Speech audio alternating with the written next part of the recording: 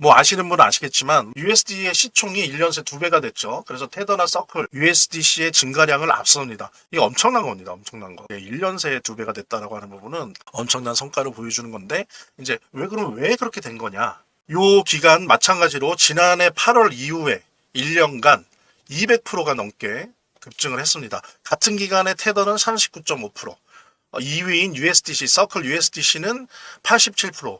엄청나게 차이가 나죠. 그러다 보니까 이제 스테이블 코인 3대장이 됐는데 우리 에세나가. 그래서 보면은 요거는 이제 뭐 여러 가지 이유로 설명할 수 있죠. 그래서 USD의 급성장은 디파이 플랫폼들과의 연계 덕분이다. 그러니까 예를 들면 특히 아베가 컸죠. 아베, 펀들 같은 그 어떤 대출 프로토콜, 스테이킹 프로토콜에서 USD를 예치할 경우 최대 13.7%에 달하는 7, 8%에 달하는 연이자가 제공된다라고 하는 부분들. 그런데 요 같은 기간에 가장 큰 대출 프로토콜인 아베에서 USDT 같은 경우는 이자가 4.17%밖에 안 돼요. 그리고 USDC도 4.19%밖에 안 됩니다. 뭐 이것도 작은 건 아니지만 은행이랑 비교했을 때 이자율이 3배 이상이니까 당연한 거죠. 이자 많이 준다는데 정상적인 거 아니겠습니까? 이제 그런 부분이 있었고 또 하나는 뭐냐면은 지니어스 법에 따라서 이제 지니어스 법은 뭐예요? 달러 스테이블 코인한테 담보물을 미국 채권으로 하라는 거잖아요. 그래서 새로운 스테이블 코인 USD TB를 출시를 했습니다. 아시죠? 그러니까 요거는 지니어스의 규정 맞춘 거. USD TB 같은 경우에는 블랙락의 미국 채권을 토큰화한 펀드죠. 비둘 펀드를 90% 이상 보유합니다. 그러니까 사실은 미국 채권 펀드라고 하면 되는 거예요. 그렇게 볼 수 있어요. 90% 이상을 미국 채권을 토큰화한 비들 펀드에 투자를 하니까 USD TB는 뭡니까? 미국 채권을 담보로 하는 지니어스 법안이 요청하는 그 규정에 딱 맞아 떨어지는 거죠. 그래서 지니어스 법안의 규정을 맞춘 거죠. 이제 이런 아주 발빠른 어떤 규제나 법적 규정에 잘 맞추어서 유연하게 대응하는 이런 스마트한 모습도 에세나가 보여주고 있는 겁니다. 이러면서 이제 이런 것들이 1년 동안 200% 넘게 급증한 부분이 되고요. 사실은 이건 이제 하나의 뭐라 할까요? 1번, 2번, 3번 어떤 오르게 된 항목, 원인 이런 부분이라면 구조적인 부분이 있습니다. 현재 암호화폐 3법에 의해서 그 규모가 확대되고 있는 디파이 시장 그 자체를 생태계에 갖고 있는 아주 스마트한 코인이란 말이에요. 근데 이 코인이 구조적으로 그렇게 클 수밖에 없는 데에는 요거 말고 또 다른 이유가 있었던 겁니다. 사실은 저는 이게 대단히 컸다고 보는데요. 지니어스 법이 끝내 논란이 있었는데 달러 스테이블 코인의 이자 금지를 했어요. 논쟁이 있다가 금리 제공을 제한했어요. 그러면 채권 이자는 누가 갖느냐? 이자는 발행사가 갖습니다. 대신 달러 스테이블 코인을 구매한 개인은 이자를 안 주는 거다. 근데 왜냐면요, 이게 이자를 주기 시작하면 사실 미국 은행들 다 망해요. 그냥 4%만 아까 보시지 않았습니까? 아베에서 USDC나 USTT 이자를 4%대로 준단 말이에요. 우리 그 USD 13% 나오는 거는 둘째 치고 4%만 나와도요. 지금 미국의 은행들 대부분 일반 이자 말고 예금을 가입했을 때 주는 이자가 1%대예요. 그러니까 어떻게 되겠습니까? 은행이 망하는 거죠.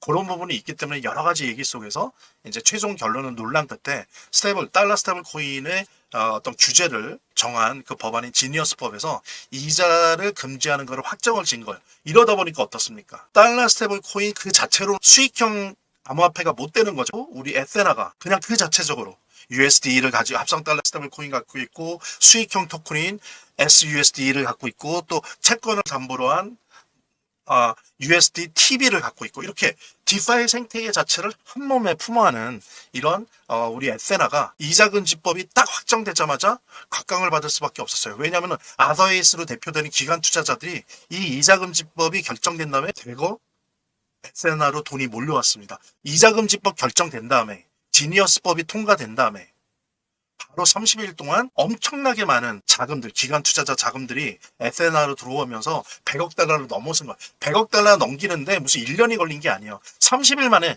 거의 30일 만에 넘겼습니다. 그 다음에 지금 120억 달러죠. 그래서 사실은 여러 가지 이유가 있지만 뭐 이자를 많이 준다 이런 것도 있었지만 구조적으로는 지니어스법에서 이자금지법이 확정됐다라고 하는 사실이 디파이 시장이 앞으로 더욱더 커지겠구나라고 하는 기관들의 큰손들의 판단을 이끌어냈고요. 그 속에서 이들이 찾아낸 거죠. 디파이 생태계 자체를 품고 있는 암호화폐가 토큰이 있구나. 그게 에세나구나. 라는 식으로 이렇게 시장이 발견을 하면서 돈이 몰린 겁니다. 그리고 이러한 경향은 앞으로도 계속 될 거예요. 그러니까 제가 개인적으로 봐도 이 디파이 시대의 가장 스마트한 암호화폐고 토큰입니다. 한번 그냥 빵 치고 무대에서 사라질 그런 코인이 아니에요.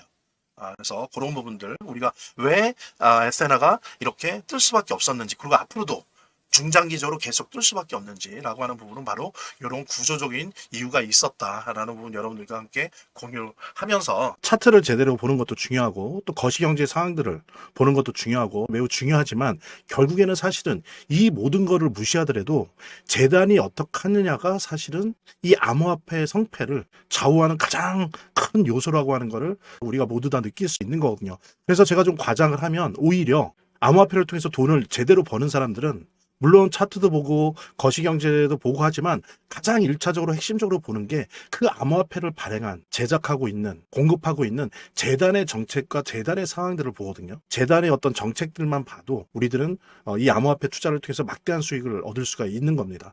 특히 그중에서 우리가 많이 보려고 노력하는 것들은 락업에 관련된 것들이에요. 그리고 락업의 해제에 관련된 것들이에요. 재단이 얼마나 우리가 암호화폐 투자를 함에 있어서 중요한 요소인지를 깨닫고, 그 다음에 특히 만약에 우리가 암호화폐를 투자함에 있어서 재단에 무엇을 봐야 되는지 함께 공유하는 그런 시간을 짤막하게 좀 갖도록 하겠습니다. 그래서 제가 여러분들이 최대한 쉽게 이해할 수 있도록 일단 락업 해제에 대해서 먼저 설명을 좀 드려볼 건데요.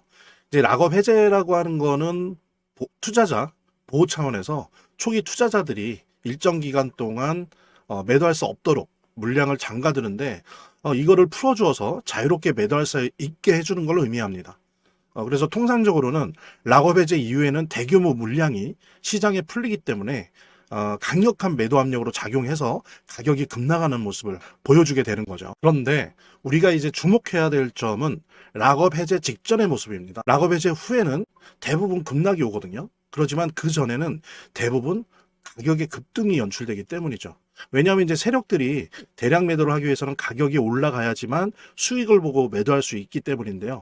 충격적인 건 이걸 위해서 재단이나 프로젝트 측도 가격을 인위적으로 끌어올린다는 거죠. 실제로 리플이죠. 리플의 CEO 갈링하우스 같은 경우에는 이 락업 해제 전에 가격을 뻥튀기 시키기 위한 그 시세 조작을 한 적이 있었고, 이게 발각이 된 적이 있습니다. 물론 본인은 이에 대해서 극구 부인을 했지만 모든 정황을 볼 때 사실은 이미 알 사람은 다 알고 있는 거죠. 그러니까 이런 일을 하는 이유는 초기 투자자들 때문이에요. 이 초기 투자자들에게 수익을 줘야지, 어떤 보상 개념의 수익을 줘야 추가적인 투자 유치를 할 수 있는 거죠. 그 초기 투자자들 뿐만이 아니라 그 외에 2차, 3차 투자자들을 모집하기 위해서는 이런 초기에 부풀리기, 뻥튀기가 필요한 겁니다. 예.